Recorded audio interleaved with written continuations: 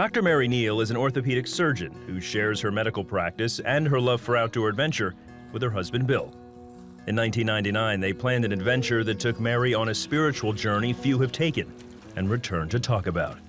My husband and I really enjoy kayaking. We enjoy traveling. We speak Spanish. We've traveled internationally a number of times. And so for my husband's birthday, I said, okay, this is the year we're going to do it. So we went to Chile for a vacation to kayak. After a week of kayaking, Bill sat out the final day with a sore back. Mary and the rest of their group kayaked through a treacherous stretch of the river. This is a section of river that's very well known for its waterfalls. These are drops of 10 to 15 feet, 20 feet maybe, which for an experienced kayaker is not a crazy thing. I went over the main drop, and as I crested over the drop, I could see the tremendous turbulence and tremendous volume. And as I hit the bottom of the drop, the front end of my boat became pinned. I and my boat were immediately and completely submerged.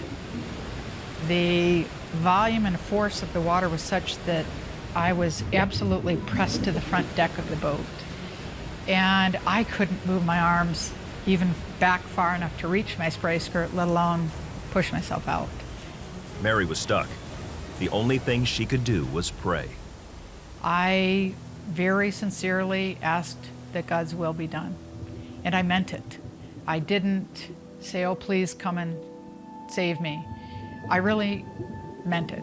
I asked for God's will to be done, and at the moment I asked that, I was overcome by a very physical sensation of being held and comforted and reassured that everything was fine, that my husband would be fine, my 4 young children would be fine, regardless of whether I lived or died.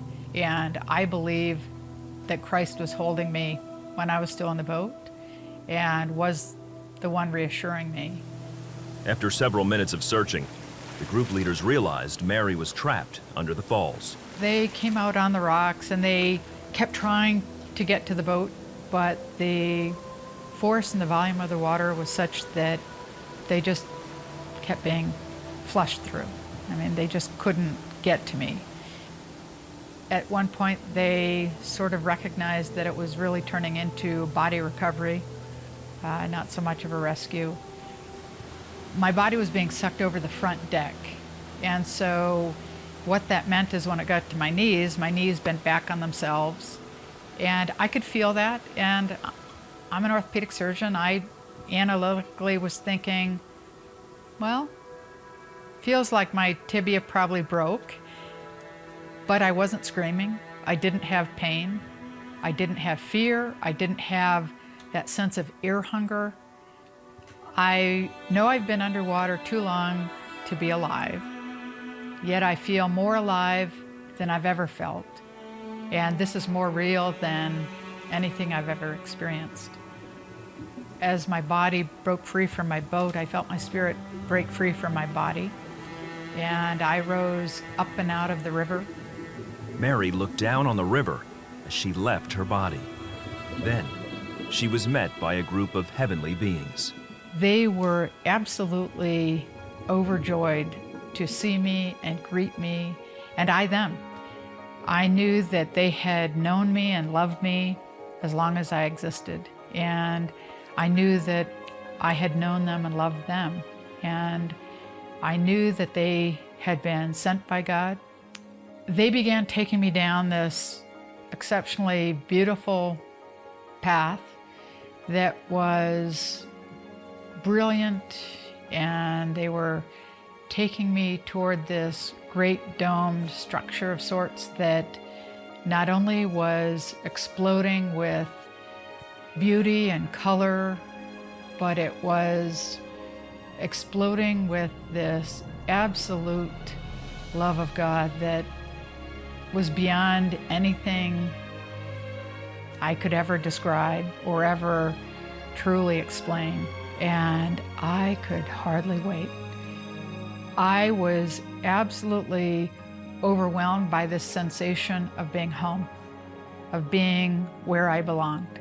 but just as quickly there was this sense of disappointment that descended on everyone. And the spirits who had taken me there told me that it wasn't my time and I had more work to do on earth and I had to go back to my body. After what seemed like hours with her heavenly host, Dr. Neal returned to the river and watched as her friends recovered her body. I could see my body being pulled to the shore, and I could see the guys start CPR. I felt like he was looking right at me and begging me to come back and take a breath. And I lied down and I was reunited